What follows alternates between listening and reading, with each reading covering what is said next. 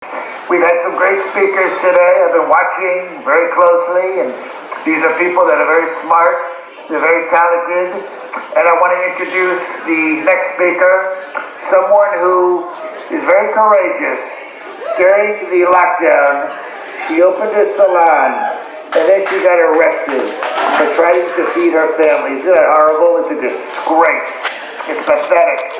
And I want you to know that she's so talented, and we love her.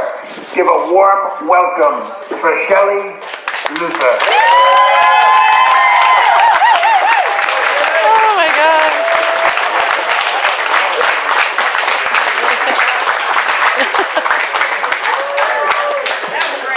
That was hilarious. I will say, though, for all of us, I love you, Donald, but you got that endorsement wrong. Abbott. Pssh. Sorry, Hoop, I'm going to move. You're good. So, thank you guys all for coming today.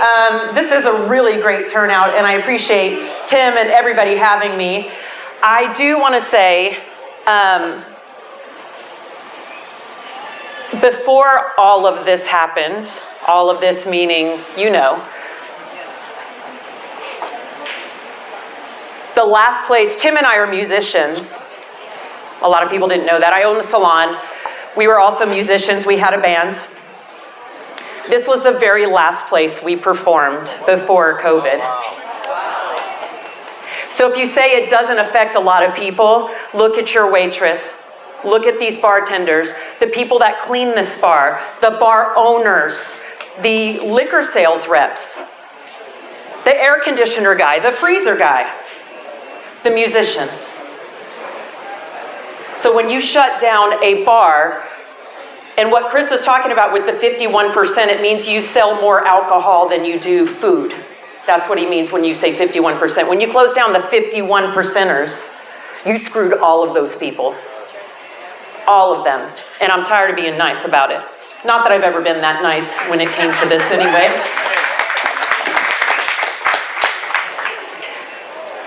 When Tim and I were musicians, and I have to say that I have to apologize to a lot of you. How many of you were like really into politics, going to the meetings and all this before the pandemic? Raise your hand. I want to apologize to you because I wasn't. I voted for the president. I voted for Donald Trump twice. And I thought I was just amazing for doing that. I was doing my duty. I was a single mom at the time. No excuses. I didn't care. I didn't. Until it hit me in the back of the head, literally, until it affected me, I did not care.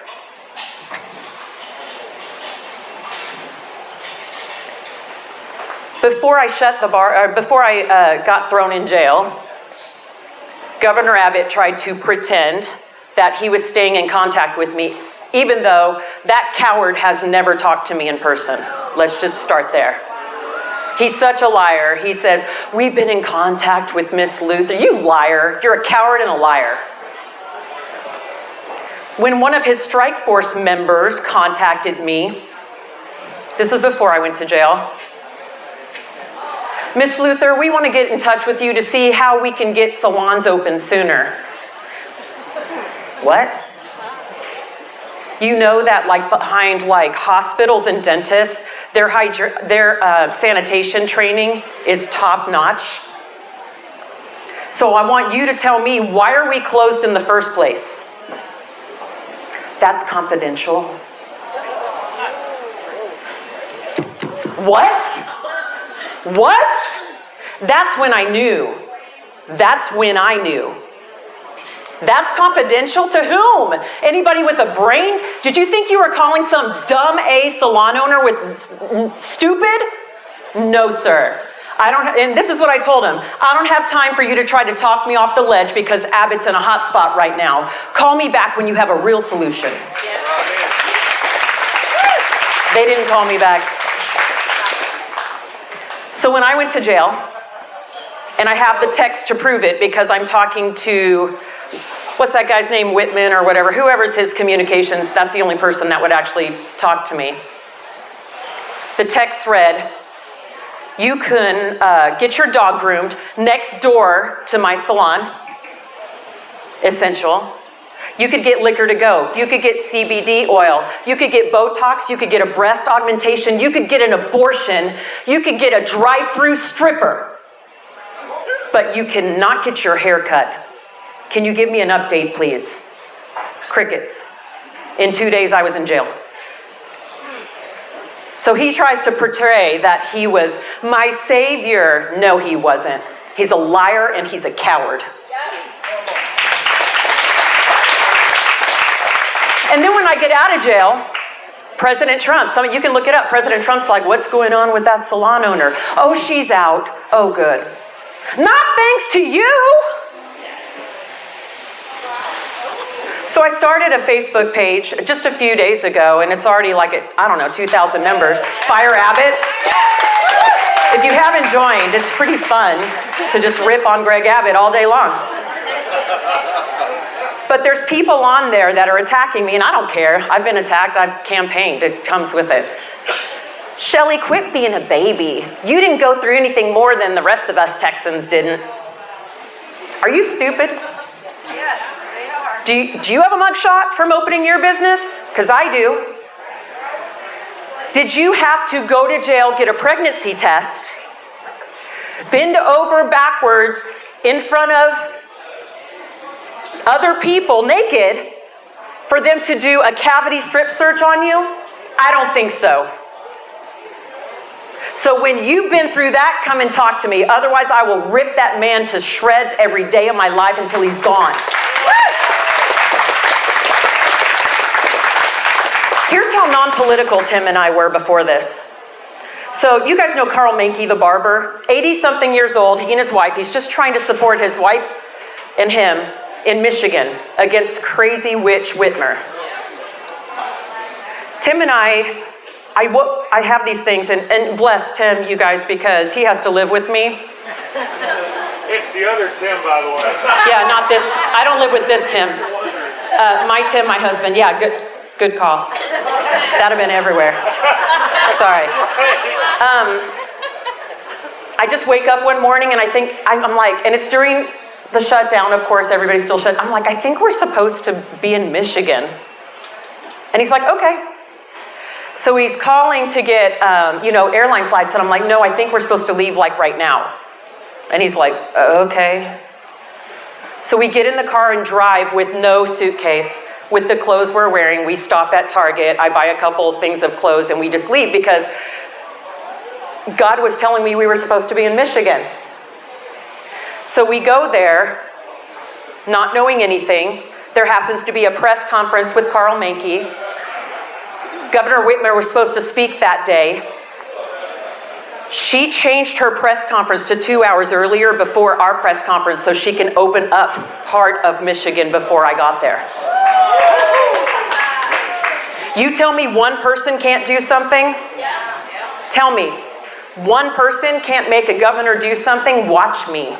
Watch you. I'm done being nice. I'm done being like, oh, let's be respectful. No, they're not. I'll respectfully call you a liar and a coward. If that's what you are. So we're driving back after all of that. And I was doing all these Fox interviews, which is crazy to me because Tim and I are antisocial. We don't even really like people. Y'all feel me, right? Like, we rescue animals, we have horses, we live on, acreage because we want to shut the door. And if you come in, expect a bullet. We're driving home and this Fox News anchor or whatever says, what is her name? Maxine Waters says, you should be ashamed of yourself for opening your business and going against government orders. What do you think about that? She should be ashamed of herself for taking a paycheck while all of us are stuck at home.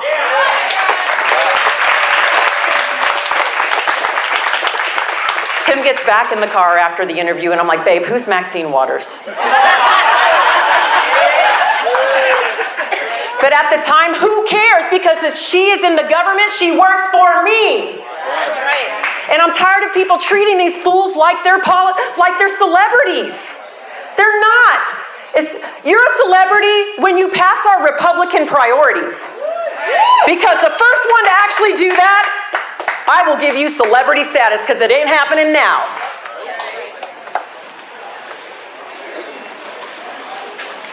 So I get out of jail, and we're just going around like talking to people and stuff, you know. I know it's weird when I say when I get out of jail, I'm used to it now.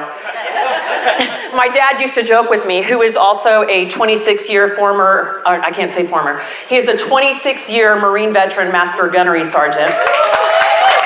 So, hoorah, if you're wondering where the fire comes from, there was no way in hell I was going to apologize to a judge for opening my business when my dad was in the Vietnam War and fought for his ass to be there. But now it used to be a joke where he's like, at least I've never been to jail, Dad. Yeah, we don't have that joke anymore. I've been to jail, Dad. He got the 6 a.m., like, whatever that number is from Lou Sterrett. Dad? Everybody was trying to talk me out of it. Tim sitting next to me in the courtroom. And Abbott was supposed to make a press conference that day. And of course, it's like late because I'm texting him going, I'm about to go to jail. You better do something. Of course, he didn't. But as soon as the judge says, I'm going to need you to apologize, Tim's like, oh, God. We're done. No way. Would any of you? No. No. So many people say, I cannot believe you did what you did. I'm like, I cannot believe you didn't.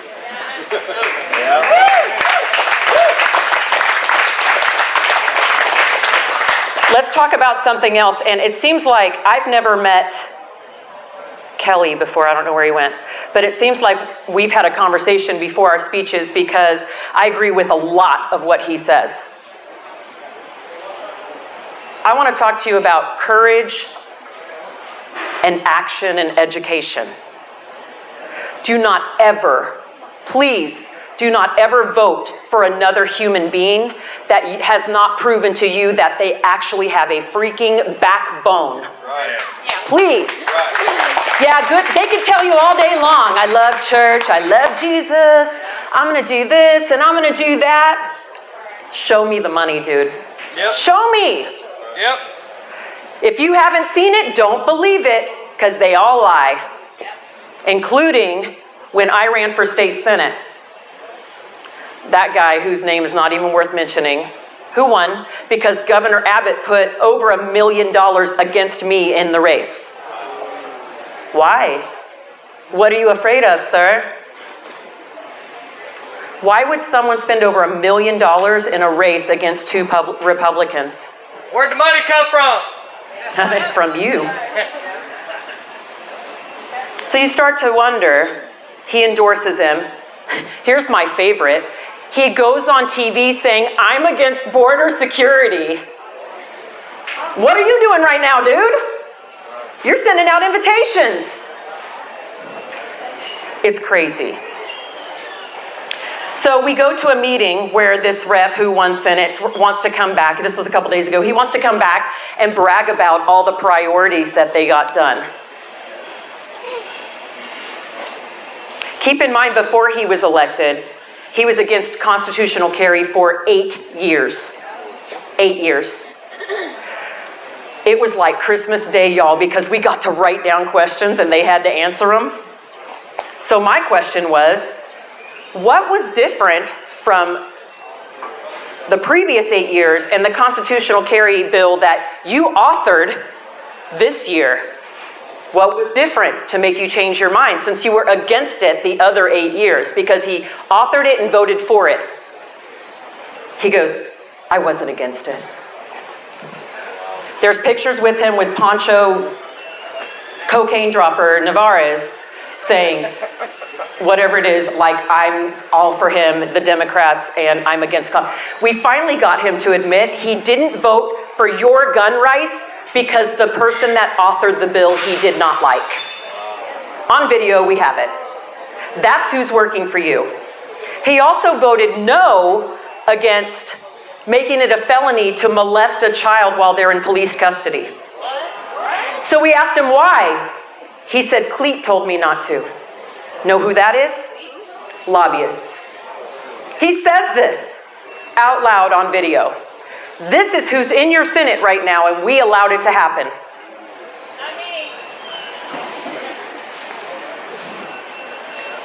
Here's the problem. The Democrats are bad. The establishment's worse. They're worse. Because I come on the scene and they're like, you don't know anything. I'm like, I know you don't have a backbone. That's good enough, right? Well, how do we know you're going to do what you say? Who are you talking to? Is there like a rat on my shoulder? You know what those guys did? I said, what? I had a fight with, and I'll call him out, Pat Fallon. Terrible. He's horrible. And he's going to come back and try to run in the state too, y'all, please. He said, you only went to jail for 2 days. It's not like it's a big deal. I'm like, what did you do when Governor Abbott shut down the whole state? I wrote letters, Shelley. Wow. What? You wrote a letter? That's all they did, was wrote him letters pleading for them to open. Not one of them. Not one of them did. I would have, if I was in there, I would sleep outside his door and get millions of people there every day until he called a special session. It's action. It's action that makes them move. Go to jail, all of a sudden salons are open when it wasn't supposed to be for 2 more weeks.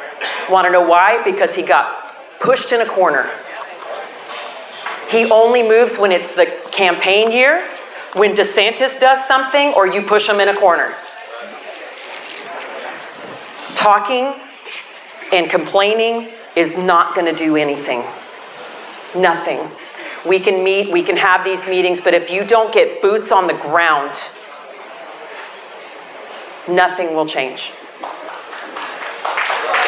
To run for something, I don't recommend it. I'll tell you that right now. They came after our family, death threats. They said I was molesting Tim's son. They called and said we were mistreating our rescue animals. No, this was the Republicans. Someone calling him, telling him I molested the children when I was a teacher. I taught high school for 13 years. They were calling my ex-students. These are Republicans. Calling my ex-students, trying to see if I had an affair with one of my students. These kids are like 25 years old right now, with families of their own. You think Democrats are bad? You have to get to these meetings. You have to go to these meetings and call these fools out when they lie to you. Be verbal. Don't just sit there and go, oh my God, I can't believe he just said that. In the meeting, we were like, you're a liar. You lie, you're a liar. And then he finally had to admit. But if everyone just sat there, it would have just gone unnoticed and he would have been amazing still. So now people are like, what are you going to do? I'm like, I think I'm doing it. I don't know. Are you going to run for something? I don't know. God hasn't told me yet. But I will tell you, I'm doing every single thing in my power to make sure that we get Texas back.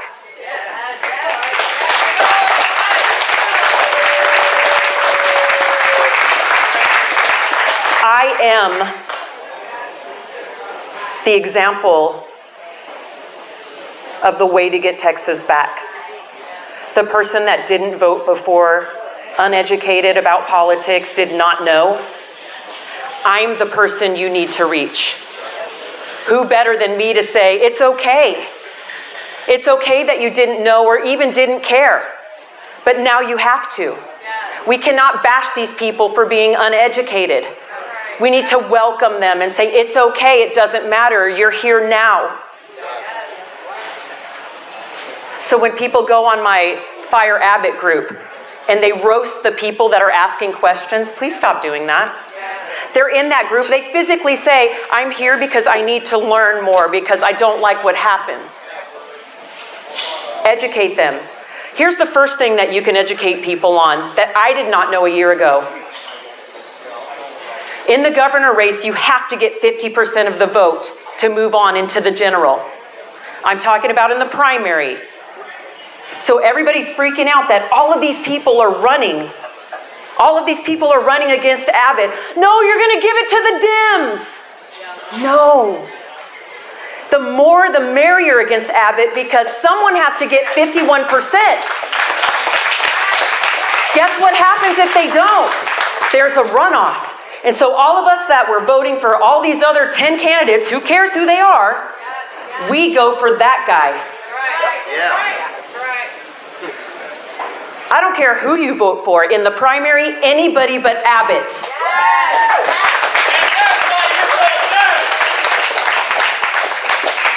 He has to get half the vote to move on to the general or he cannot. That is the first thing that you need to educate people on because that's all over the Fire Abbott Facebook page. You guys are just going to give it to the Dems. No. We have a primary. The establishment tries to tell you that, so you'll vote in Abbott. They're counting on you. They think you're stupid. Well, guess what? We're educating now, and it's okay if you didn't know that. It's okay. The other thing that Kelly mentioned, and what I think is great about Kelly is, and someone said this at CPAC when I spoke, you cannot send Carlton into these neighborhoods to do Will Smith's job.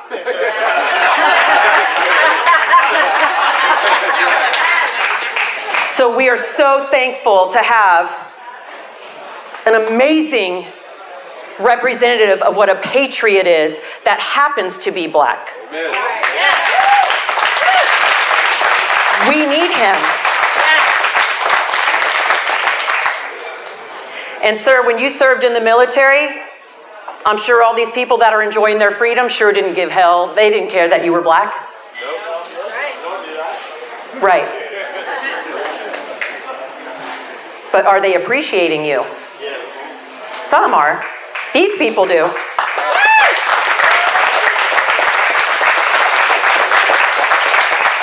When I was a school teacher, it wasn't mandatory for them to have to stand for the pledge. Y'all want to see a woman get crazy? I mean, people already think I'm crazy. I went to jail, but I will tell you that I said, do you want me to bring my 6'4" dad in here, Master Gunnery Sergeant Ron Bird, and tell him how when he was in the helicopter, he tried to pull one of his friends up and the arm just came off? You want that? No, ma'am. Stand up! Yeah. Yes, ma'am. We need more of that. I don't care if I get in trouble for telling someone to stand up for the freaking pledge. What is wrong with you? Step on my flag? Okay, if you're on food stamps, welfare, and you step on the flag, gone. You don't get that privilege anymore. You don't get to live off the people supporting you when you hate our country. If you're an undocumented immigrant and you want to come in, you better not have a felony. You better not cause any trouble. And if you say something against my taxes, you gotta go.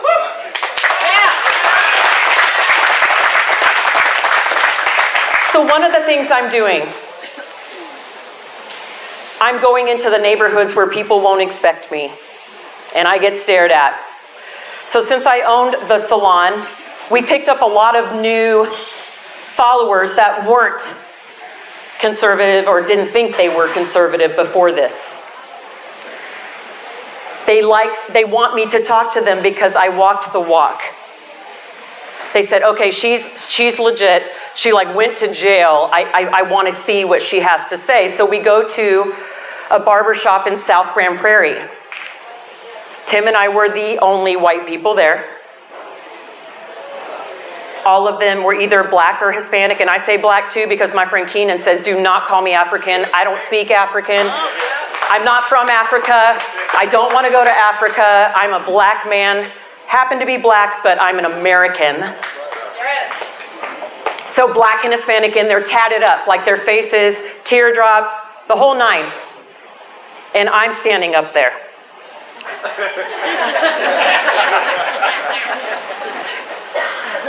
The first thing I say is, let me just kill this elephant in the room. I know what I look like, and I know what you look like. And I know that the same thing may not have happened if it was one of you that did what I did. Their jaws went. Yep. I can't believe this crazy white lady just said that. You have to acknowledge. You have to acknowledge that there is racism in this country. You may not be, but it's there.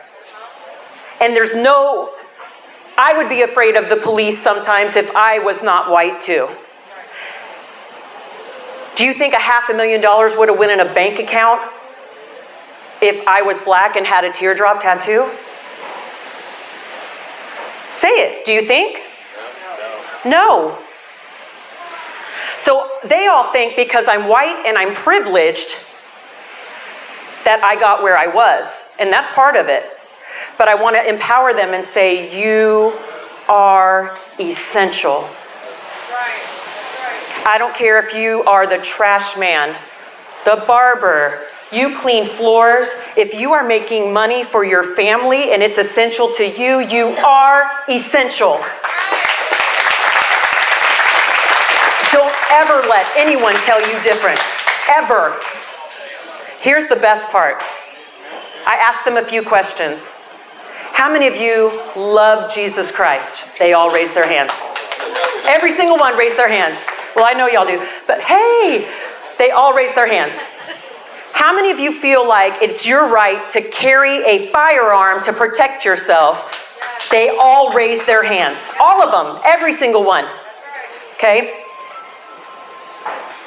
How many of you think that abortion should be illegal? Every single one raised their hands. You know what I said? You're a Republican!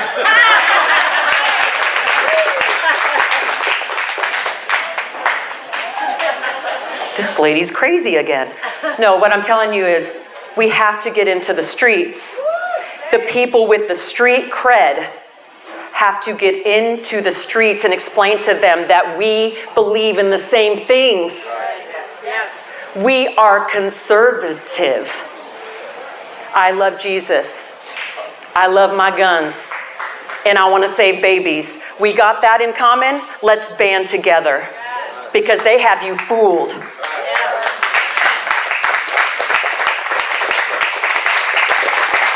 The last story I want to tell you is there was a black barber and his wife that came to me before I shut down. Or not during the shutdown, but when I opened back up illegally. He's like, I own a barbershop and I just have to come and ask you, why are you open? Because he was freaked out, like how is someone going against the police like this? Well, some of my stylists are feeding their kids but can't afford to feed themselves. So that's why I opened. He said, how are you open though? And I said, the key. Come on. The key, because I pay that lease. I pay the utilities. That is my business that I opened and I started. And what I want you guys to know is, you have the key. Use it and teach other people, empower other people to use their key. You must have courage to get back and to get into office. Number one, courage. I don't care what the lip service, I don't care. Courage. And we must educate those that want to be educated and even the ones that don't. And we need to get into the cities where they've been raised Democrat and don't even know that they're a conservative Republican. Thank you guys so much for your time.